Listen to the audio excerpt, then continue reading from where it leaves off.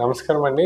నేను doctor Sudhakar, interventional pain physician from Epione pain management center. మా pain management సెంటర్లో చాలా కామన్ గా చూసేది plantar fasciitis or heel bone pain. దాన్ని మడమ నొప్పులు అంటుంటారు. అంటే మన పాదం చూసుకున్నట్టయితే ఒక చిన్న ఆర్చ్ లా ఉంటుందండి. ప్రతి ఒక్కరి పాదము ఒక చిన్న ఆర్చ్ లా ఉంటుంది. అంటే అక్కడ మడమ బోన్ నుంచి ఫింగర్స్ వరకు ఒక ఫైబ్రో కార్టిలేజ్ స్ట్రక్చర్ ఉంటుంది. దాన్నే ప్లాంటార్ ఫేషియా అంటారు. సో ఏ కారణం చేతైనా ఈ ప్లాంటార్ ఫేషియా కమిలిపోవడం కానీ వాపులు రావడం కానీ, అంటే మోస్ట్ కామన్ చూసినట్టయితే బేర్ ఫుట్ అంటే చెప్పులు లేకుండా రఫ్ సర్ఫేస్ మీద నడిచిన, జంపింగ్ చేసిన, డాన్సింగ్ చేసిన, ఆర్ హార్డ్ షూస్ కానీ హార్డ్ చెప్పులు కానీ వేసుకొని ఎక్కువ దూరం నడిచిన, ఎక్కువసేపు నిలబడిన మడుము దగ్గర ప్లాంటార్ ఫేషియా కమిలిపోవడము. ఆ కమిలిపోవడం వల్ల అక్కడ చుట్టూ ఇన్ఫ్లమేషన్, ఎడిమా అంటే వాపు, నీరు చేరటమే కాకుండా ప్లాంటార్ ఫేషియా వాపు రావడం వల్ల అక్కడ చుట్టుపక్కల అంతా కొద్దిగా కమిలిపోయి కంటిన్యూస్గా పెయిన్ వస్తుంటుంది. ఎస్పెషల్లీ చాలా కామన్గా ఈ కంప్లైంట్ ఎలా ఉంటుందంటే, రాత్రి నిద్రపోయి పొద్దున్న లేచినప్పుడు ఫస్ట్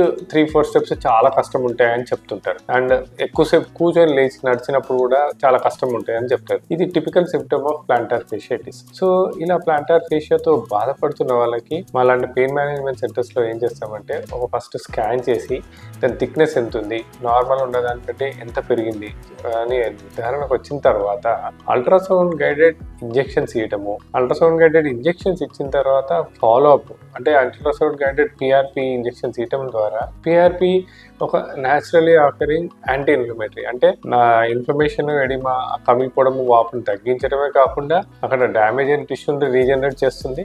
సో దాని తర్వాత వాళ్ళకి కొన్ని హోమ్ రెమెడీస్, అంటే ఫస్ట్ ఆఫ్ ఆల్ ఎలా సాఫ్ట్ స్లిప్పర్స్ వేసుకోవాలి, తర్వాత హీల్స్ లేని చెప్పులు వేసుకోవడము, అండ్ కొంతమందికి సిలికాన్ సోల్స్ ఉంటుంది. మనం రెగ్యులర్గా యూజ్ చేసే షూస్లో ఏ షూస్ అంటే ఆ షూస్ లోపల సిలికాన్ సోల్స్ పెట్టుకొని వెళ్ళటము. 4వది పొద్దున్న లేచి కిందికి దిగే ముందు స్ట్రెచ్చింగ్ ఎక్సర్సైజ్ చేసుకోవడము, తర్వాత వెయిట్ మేనేజ్మెంట్ చేయటము. సో ఇలా ఒక మల్టీ మోడల్ అప్రోచ్ ద్వారా ప్లాంటార్ ఫేషియా తోటి బాధపడే వాళ్ళకి ఒక దీర్ఘకాలిక పరిష్కారం అలాంటి పెయిన్ మేనేజ్మెంట్ సెంటర్స్లో అవైలబుల్ ఉంటుందండి. Thank you.